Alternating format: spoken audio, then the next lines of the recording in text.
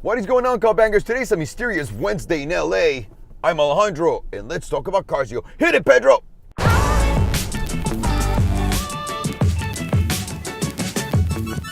In today's episode of Let's Talk About Cars, my dear cup to the bangers, I want to talk to you guys about the Vision Concept GT by Bugatti, and also about the brand new Spyker C8 Preliator, and I'm hoping I'm pronouncing that right. But before we get to the meat and bones of the story, unlike the Golden Jew who only got the bones, this hat's going to be available thanks to CarsUnitePeople.com for whatever random comment that we see down below. All you need to do is make sure to be subscribed to the channel, make sure to like this one video, make sure to comment on it, and you're eligible to win the hat. The last winner was, it's so beautiful. And now, enough of the hats, let's get back to the show. The first one I want to talk about is the Spyker C8, the Preliator. And the reason why I want to talk about it first is because that's the first one that I really saw. My friend Atik was there. He owns a 918. He's part of the 918 owners group. Yeah, what's up, dude? And we saw each other there, and we were looking at some cars, and he told me, hey, Ali, I'm ordering a Spyker. What do you think of him? I said, actually, very interesting. I've always liked the Spykers, but I didn't know much about them. So I went in there and I had a chance to meet the CEO of Spyker. I talked to the guys there. They showed me the car.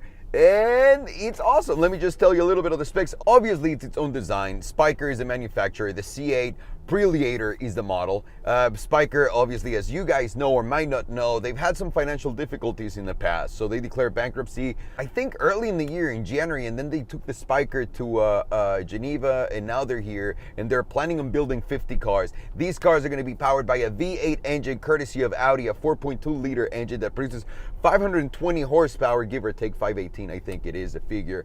And the car is going to be available in a manual and an automatic transmission.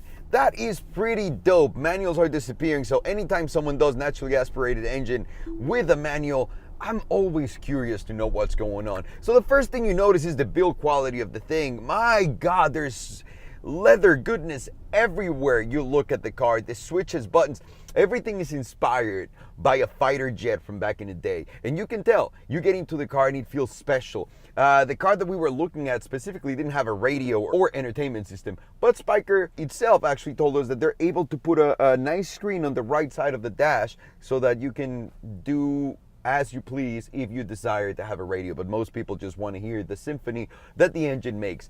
I have yet to test out the car, I have yet to drive it, but the CEO of Spyker was very specific about one thing. He's not in it to make a super hyper car that no one else can duplicate. He's not in it to give you the fastest car ever. He's giving you an experience, a GT experience that's supposed to be enjoyed to the maximum. I think it's got the right engine. It's got a V8 4.2-liter by Audi. I know how good those sound. It's got a manual gearbox possibility, or option if you will. So that's always really sexy to me. The interior finishes, the leather, everything's hand-built to your imagination. So yeah, I would love to have that. And all the good, leathery, rich aluminum materials that you see inside and out, the switches, the buttons, the everything. It seems like a very cool GT. I really want to drive it before I can make my mind as to would that be worth it, because the price tag goes around between $350,000 and $420,000 properly spec'd. So it's not that cheap. It's also not in the higher end range. I guess it depends on customer service, and also it depends on how really the car feels and drives when you're behind the wheel of that. So until that happens, I have nothing further to say about that car. Now let's jump into the Vision Concept GT by Bugatti.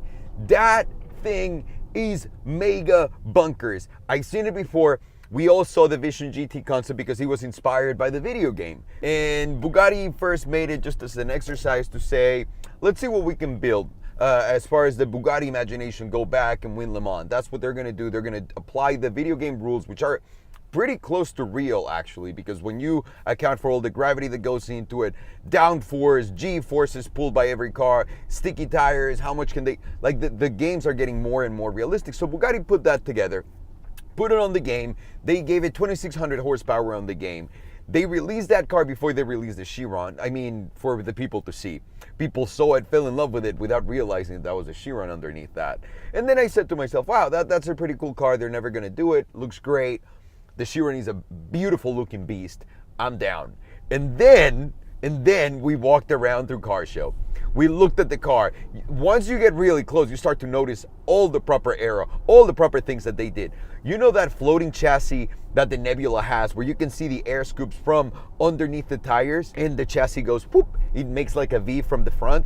Yeah, the Concept GT has that, and it's pretty damn epic, along with the big wheels. Obviously, all the aero from outside, the little antennas like for racing, everything. The little antennas, by the way, on top that look like they're just there by accident. That's what they use in Formula One. This is an epic car. Now, they're not sure what horsepower the car is going to have, and also no one's sure that they're going to build the car. Let me tell you this, just by being around the Bugatti tent, listening to their customers, and being in one of the most epic things I've ever seen in my life, which is, as I'm looking at the GT, the whole crew, the Vision GT, everyone on the crew was behind me, and some guy literally just came up to the head of sales of Bugatti with his credit card and said, I don't care how much it is, I don't know where, I don't know when you're gonna do it, but here's my card, I need that car. That was the most ballerific thing I've ever seen. Forget about that. Then I went inside, I'm looking at the Vision concept, and I see the same guy taking pictures of it. And I go, wow, what a beautiful car. Don't you wish they make it? And he's like, I don't wish they make it. I hope they make it, because I just gave that guy my credit card, and I need one. So, holy shit. The rumor is that Bugatti's going to make 20 of those. They're going to race Le Mans, and they're going to win everything. I mean, just by looking at the car, you would understand that that might actually work, because the aero on the car is insane. That car that you were looking at has an actual W16 engine, like the regular ones that you can find in the Super Sport. Like the regular engine you can find in the Super Sport. Obviously, that one chassis that you see was purchased by someone in Saudi, hence the license plate. But it looks insane. The P1 GTR like exhaust, the everything about that car. The price when it hits the market, if it hits the market, which everyone's saying about 5 years from now, it will, it's going to be anywhere between $5 and $7 million. So, to all you rich people that are thinking about buying one, why don't you just buy one and also put like a 10% deposit on the side for me? And if 10 of you buying one and putting a 10% deposit on it, I'm pretty sure if my math adds up, you'll be able to buy a second one and then gift it to me. And that way we can all have one of those cars. I think that's the right way of purchasing that car. But what do you guys think? I was blown away by it in Monterey. I think that Vision concept car and the whole Bugatti thing blew my mind. The Carter was speccing his car in front of me, and I got so jealous. I think it's one of the most beautiful cars out there, one of the most usable ones. And honestly, what's going to win or beat you on the street when you're driving one of those mental Chirons?